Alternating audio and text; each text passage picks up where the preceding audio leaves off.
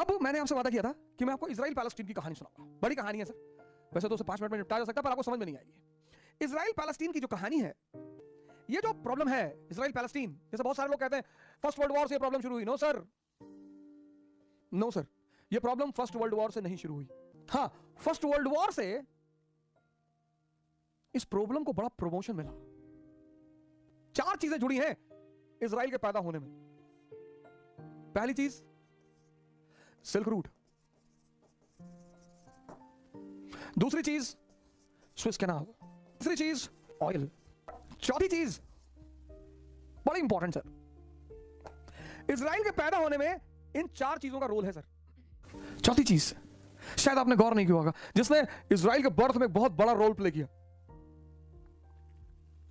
Victory of communism, birth of USSR. 1917 world war चल रहा है सर, बड़ा इंपॉर्टेंट ईयर है सर ये। 1917 वर्ल्ड वॉर चल रहा है। ब्रिटेन ने प्रॉमिस किया है अरब नेताओं को कि हम तुम्हें एक अरब वर्ल्ड देंगे, अरब वर्ल्ड। लेकिन जैसे ही 1917, बहुत इंपॉर्टेंट ईयर है, 1917 Russian revolution and the change of plan by Britain and the capitalist countries. 1917 Balfour declaration, Arthur Balfour declaration, in which the foreign minister of Britain, Arthur Balfour, says कि Palestine is the homeland of Jews। खत्म हो गई बात sir. इसका जो relation है वो है ईस्टर्न क्वेश्चन से, बहुत इंपॉर्टेंट सर। ईस्टर्न क्वेश्चन, पूर्वी प्रश्न, बड़ा ज्वलंत मुद्दा रहा है sir, burning topic in modern history. कल मैं पहले तो आपको यह बताऊंगा कि यह पूर्वी प्रश्न क्या है, फिर मैं शुरू करूंगा इजराइल की कहानी। चलिए, आज जो कहानी मैंने सुनानी है आपको, इजराइल पैलेस्टीन, इस समस्या का संबंध है ईस्टर्न क्वेश्चन से। अब पहला सवाल तो यह हुआ कि यह क्या है, ईस्टर्न क्वेश्चन, पूर्वी प्रश्न। बड़ा प्यारा टॉपिक है वर्ल्ड हिस्ट्री में, पूर्वी प्रश्न। पहले तो यही जान लेंगे ये पूर्वी प्रश्न है क्या। अब पश्चिम और पूर्व का एक बड़ा गहरा संबंध रहा है, मैंने आपको बताया पिछली सीरीज में। पश्चिम, वेस्ट एंड ईस्ट। पश्चिम मतलब यूरोप, ईस्ट मतलब Asia, especially India and China. पश्चिम और पूर्व के बीच एक बड़ा घनिष्ठ संबंध रहा, मैंने पिछली सीरीज में भी आपको बताया। West in pre modern times was completely dependent on east. 4 महीना बर्फ से ढका हुआ प्रदेश, 4 महीने। तो 4 महीने के लिए इन्हें प्रिजर्वेटिव चाहिए। प्रिजर्वेटिव यानी मसाला। मसाला कहां है? यहां है। Masala is a fruit of tropical region. वो यूरोप में उगाया नहीं जा सकता, जैसे हम पेट्रोल नहीं निकाल सकते यहां से, ऑयल नहीं निकाल सकते। पश्चिम और पूर्व के बीच एक जबरदस्त ट्रेड एंड कॉमर्स रहा, और इस ट्रेड पर कब्जा करने की कोशिश सबने की। अब ये ट्रेड 3 रास्तों से होता था, 3 इंपॉर्टेंट रास्ते थे। पहला रास्ता है सिल्क रूट। सिल्क रूट ये चाइना से शुरू होता था, फिर सेंट्रल एशिया यानी ईरान, फिर वेस्ट एशिया यानी Saudi Arabia, Iraq, Syria, Palestine, Israel, ये यहां पे आता था, और फिर यहां से ये चला जाता था यूरोप। बड़ा कीमती रास्ता सर, बहुत इंपॉर्टेंट रास्ता, मैं आपको बता चुका हूं। रूट ए सिल्क रूट। एक दूसरा रूट जो हिंदुस्तान से गुजरता था, रूट बी, मैंने आपको बताया, इसको उत्तरा पथ कहते हैं, नॉर्दर्न पाथ।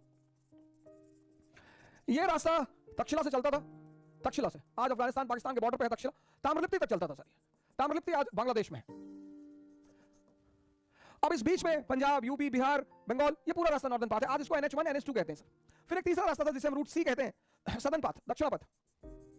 यह रास्ता सर चलता था उज्जैन से, और फिर यह आता था डेक्कन, महाराष्ट्र, तेलंगाना, और फिर यह आता था साउथ इंडिया। यह तीसरा रास्ता था सर, रूट ए, रूट बी, रूट सी। अब अखमेनिड वंश अगर आपने पढ़ा हो, अखमनी डायनेस्टी, अखमनी ईरानियन की, Darius one, Iran, Darius one का अगर आपने नाम सुना हो, डेरियस वन, तो डेरियस वन ने, ईरान का शासक था, उसने इस पूरे इलाके पर कब्जा कर रखा था, यहां से लेकर यहां तक पूरा। और इसकी वजह से भारत का सीधा संबंध पश्चिम के साथ। और इसने प्रमोशन किसको दिया? सेकंड अर्बनाइजेशन को, द्वितीय अर्बन नगरीय क्रांति, सेकंड अर्बनाइजेशन। उसके बाद अखमनी वंश कमजोर पड़ा, और फिर आए ग्रीक्स, अलेक्जेंडर, वो ग्रीस से चला और इस पूरे रास्ते पर उसने कब्जा किया, अलेक्जेंडर ने, और पूरा कब्जा करते करते करते यहां तक वो भी आया। हालांकि उसका उद्देश्य था मगध तक आने का, लेकिन शायद उसका वो सपना पूरा नहीं हुआ। और इन दोनों ने मिलकर, अलेक्जेंडर और डेरियस ने मिलकर, सेकंड अर्बनाइजेशन को बहुत आगे बढ़ाया। जिसका भी इस रास्ते पे कब्जा रहा, वो इधर कभी नहीं आए। इन्हीं 2 रास्तों का इतिहास है, ये रास्ता ए, रास्ता बी, सारा इतिहास इन्हीं 2 रास्तों का है। जैसे महमूद गजनी, वो इस रास्ते पर कब्जा कर लेता है। महमूद गजनी, आप देखो, महमूद गजनी को भारत आता है पैसा लेने के लिए, उसको पैसा चाहिए अपनी एम्बिशन को यहां पूरा करने के लिए, तो वो भारत आता है, पैसा लेता है, लौट जाता है, क्योंकि वहां अपने होम कैडर में वो सफल है। जो हर आदमी की तमन्ना है कि मुझे होम कैडर मिले, वो अपने होम कैडर में सफल है महमूद गजनी। तैमूर लेम होम कैडर में सफल है। चंगेज होम कैटर में सफल है, नादिर शाह होम कैटर में सफल है, जितने भी होम कैटर में सफल हैं उन्होंने भारत में रुकने की कोशिश नहीं की। लेकिन इल्तुतमिश का कोई होम कैटर नहीं, तो वो हिंदुस्तान में रुकता है। कुतुबुद्दीन ऐबक, इल्तुतमिश, इनका होम कैटर नहीं, होम कैटर छीन चुका है, मंगोलों ने छीन लिया, तो ये हिंदुस्तान में रुकते हैं दूसरे कैटर में। बाबर का होम कैटर नहीं है, तो ये हिंदुस्तान में रुकता है। ये दो तरह के आक्रमणकारी हिंदुस्तान के इतिहास में है। एक जो अपने होम कैटर में सक्सेसफुल है, जो भी होम कैटर में सक्सेसफुल है वो भारत को लूटते हैं, यहां से पैसा लेते हैं और चले जाते हैं। जिनके पास अपना होम कैटर नहीं है वो भारत में रुकते हैं। तो ये जो रास्ता है, ये हमेशा से, ये पूरा रास्ता सिल्क रूट, ये पूरा रास्ता शुरू से इसी को रास्ते को लेकर क्रूसेड हुआ। मैंने आपको पिछले बताया क्रूसेड क्या है, इस रास्ते पर कब्जा, क्योंकि जिसका भी इस रास्ते पर कब्जा होगा उसका वेस्ट और ईस्ट के ट्रेड पर कब्जा होगा, और जिसका वेस्ट और ईस्ट के ट्रेड पर कब्जा होगा उसकी स्ट्रॉन्ग इकोनॉमी होगी, और जिसकी स्ट्रॉन्ग इकोनॉमी होगी वो एम्पायर होगा। E is equal to E, economy is equal to empire. Romans, अकबनीज, ये सारी लड़ाई शुरू से ये इस एरिया को कब्जा करने की है, क्योंकि जिसका इस रास्ते पर कब्जा उसका वेस्ट और ईस्ट के ट्रेड पर कब्जा, जिसका वेस्ट और ईस्ट के ट्रेड पर कब्जा वो एक शक्तिशाली इकोनॉमी, और जो शक्तिशाली इकोनॉमी वो शक्तिशाली साम्राज्य। अब इसी क्रम में बड़ा पुराना इतिहास है, जब से ये व्यापार चल रहा है तब से ये प्रश्न चल रहा है। ये बात अपने दिमाग में रख लीजिए कि जब से ये व्यापार शुरू हुआ है पश्चिम और पूरब का, वहीं से ये प्रश्न पैदा हुआ। जहां से पश्चिम और पूरब का ट्रेड शुरू होता है वहीं से ईस्टर्न क्वेश्चन शुरू होता है। लेकिन हम उतने लंबे इतिहास में नहीं जाएंगे, हम आएंगे इस इतिहास में 17वीं शताब्दी से। 15th सेंचुरी में एक बड़ी घटना घटी। हमने आपको बताया कि ऑटोमन्स ने 1453 में कॉन्स्टेंटिनोपल पर कब्जा कर लिया।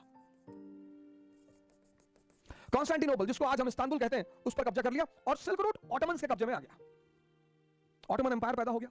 ऑटोमन एम्पायर यानी टर्क्स, मेनली मुस्लिम्स, उनका वेस्ट और ईस्ट के व्यापार पर कब्जा हो गया। यूरोपियंस परेशान हुए, उन्होंने एक नया रास्ता ढूंढा पूरा पाने के लिए। ज्योग्राफिकल डिस्कवरीज मैंने आपको बताया वो शुरू हुई। अब जब ये ऑटोमन्स का कब्जा हुआ तो 17th सेंचुरी में रूस को एक बड़ा ही मेधावी शासक मिला, Peter the Great. 15th century में ऑटोमन एम्पायर, 1453 में कॉन्स्टेंटिनोपल पर कब्जा, और फिर ऑटोमन्स ने यूरोप में घुसना शुरू किया। कहानी को सुनिए और कनेक्ट करिए आराम से, रिलैक्स होकर। सारा झगड़ा किसका है? इस रास्ते का। कौन सा रास्ता? ये सिल्क रूट। ये सारे डायग्राम्स आप अपने दिमाग में रखिए। 15th सेंचुरी में ऑटोमन एम्पायर का इस रास्ते पर कब्जा, फिर Ottomans they started entering into Europe. Europe में एंटर करने लगे, but they were stopped on the borders of Vienna. लेकिन 15th सेंचुरी के एंड तक उन्होंने ईस्टर्न यूरोप पर कब्जा कर लिया। ग्रीस, हंगरी, मैसिडोनिया, इस सारे इलाके पर ईस्ट ऑटोमन्स का कब्जा हो गया। अब ऑटोमन्स का कब्जा ईस्टर्न यूरोप में है और ऑटोमन्स का कब्जा सिल्क रूट पे है। यानी पूरा वेस्ट और ईस्ट का जो ट्रेड है वो उनके हाथ में है। पूरे वेस्ट और ईस्ट के जो डिक्टेटर हैं वो ऑटोमन्स हैं। अब इससे दिक्कत किसको हुई? वेस्टर्न यूरोप को हुई। तो वेस्टर्न यूरोप ने अपना रास्ता खोजना शुरू किया।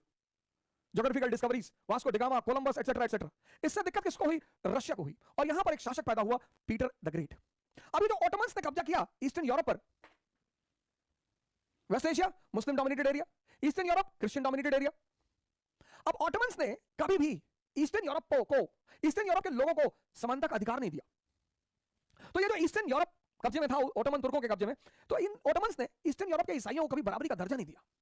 तो शुरुआत से ये जो ईस्टर्न यूरोप के लोग थे, इनके मन में ओटोमन एम्पायर को उठाकर फेंकने की एक लालसा थी कि जब मौका मिले फेंक दे। तो अब ईस्टर्न यूरोप और ओटोमन एम्पायर, इन दोनों के बीच तनाव कहां से? 16th सेंचुरी से। इन दोनों के बीच तनाव 16th सेंचुरी से, ईस्टर्न यूरोप और ऑटोमन एम्पायर। क्योंकि ऑटोमन्स ने कभी भी ईस्टर्न यूरोप के लोगों को बराबरी का दर्जा नहीं दिया। हालांकि हैं सब अब्राह्मणिक धर्म के हिस्से, लेकिन बराबरी का दर्जा नहीं दिया। 17th सेंचुरी में Russia, emergence of modern Russia 17th century में, यह थी सिल्क रूट। अब किसी भी देश को अगर राजनीतिक ताकत बनना है तो उसे सबसे पहले क्या बनना पड़ेगा? आर्थिक ताकत। If any country wants to become a political power, the first priority of that country is to become a economic power. United States of America economic cum political power, China economic cum political power. और Russia को अगर economic power बनना है तो silk route पर कब्जा करना है। रशिया के 4 दरवाजे, ये दरवाजा हमेशा के लिए बंद है, साइबेरियन डेजर्ट, ये दरवाजा हमेशा के लिए बंद है, आर्टिक ओशन, ये दरवाजा हल्का सा खुला हुआ है, स्टेपी ग्रासलैंड। 4 में से 3 दरवाजे बंद, तो खुला कौन सा दरवाजा है? ये दरवाजा, चौथा दरवाजा। और ये दरवाजा खुलता कहां है? यूरोप में। ये बहुत बड़ा प्रश्न है सर कि रशिया का एक बहुत बड़ा भाग एशिया में, लेकिन रशिया का इतिहास यूरोपियन इतिहास का हिस्सा है। क्यों? ये प्रश्न पूछा जाता है। क्योंकि रूस का एक ही दरवाजा खुलता है और वो खुलता है यूरोप में, इसलिए रूस का जो इतिहास है वो यूरोपियन इतिहास का हिस्सा है। ये है बाल्टिक सी और ये है ब्लैक सी।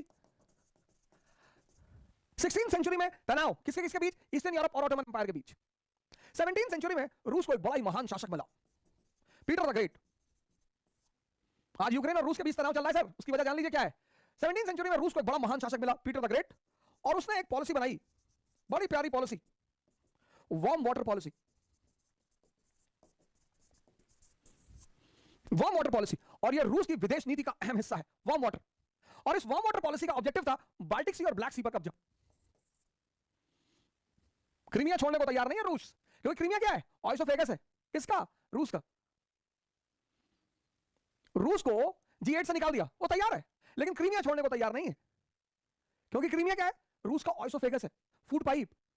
पहले इस फूड पाइप से क्या जाता था, मसाला और सिल्क। आज इस फूड पाइप से क्या जा रहा है, नेचुरल गैस और ऑयल।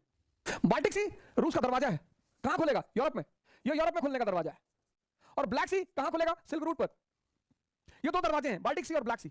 और पीटर द ग्रेट ने पॉलिसी दिया, warm water policy. Warm water policy के अंतर्गत रूस का उद्देश्य था इन दोनों सागरों पर कब्जा करना, बाल्टिक सी पर और ब्लैक सी पर, जिससे कि उसके दो दरवाजे खुल जाएं। एक दरवाजा यूरोप में खुल जाएगा, दूसरा दरवाजा सिल्क रूट पे खुल जाएगा। और यहीं से टेंशन शुरू हुई रूस और ऑटोमन एम्पायर के बीच में।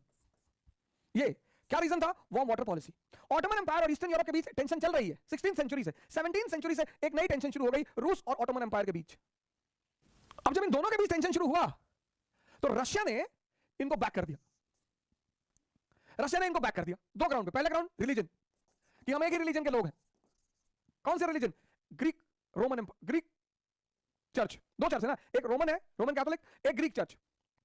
तो बोले हम सब ग्रीक चर्च को मानने वाले हैं, रिलीजन हमारा एक है। और दूसरा आधार रेस। कौन सी रेस, स्लाव, कि हम एक रेस के लोग हैं। अब रशिया की लड़ाई किससे, ऑटोमन साम्राज्य से। किसके लिए, ब्लैक सी के लिए। लेकिन उसको अपनी ताकत बढ़ानी है, ऑटोमन से लड़ने के लिए उसने ईस्टर्न यूरोप को बैकिंग कर दिया। किस आधार पे, रिलीजन और रेस। ऐसे ही दुनिया चल रही है।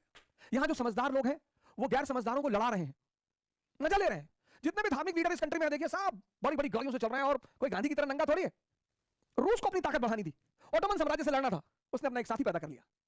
Enemies enemy is a friend. अब जब रूस और ईस्टर्न यूरोप मिल गए तो इससे टेंशन बढ़ी किसकी, ब्रिटेन और फ्रांस की। ब्रिटेन और फ्रांस की टेंशन बढ़ गई कि बेटा अगर रूस ने ईस्टर्न यूरोप के साथ मिलकर सिल्क रूट पर कब्जा कर लिया तो फिर बाद में भारत पर कब्जा करेगा, बाद में इंडो चाइना पर कब्जा करेगा।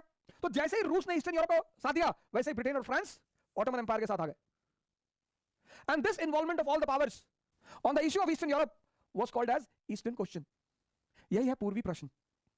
कौन कौन इन्वॉल्व है, रूस इन्वॉल्व है, ईस्टर्न यूरोप इन्वॉल्व है, ऑटोमन एम्पायर इन्वॉल्व है, ब्रिटेन और फ्रांस, ये सब इन्वॉल्व है। आज इसको कंसोलिडेट करिएगा। 3-4 भाग में ये कहानी चलेगी, इतनी छोटी कहानी नहीं है, 3-4 भाग में चलेगी। आज आपको समझ में आया पूर्वी प्रश्न क्या है।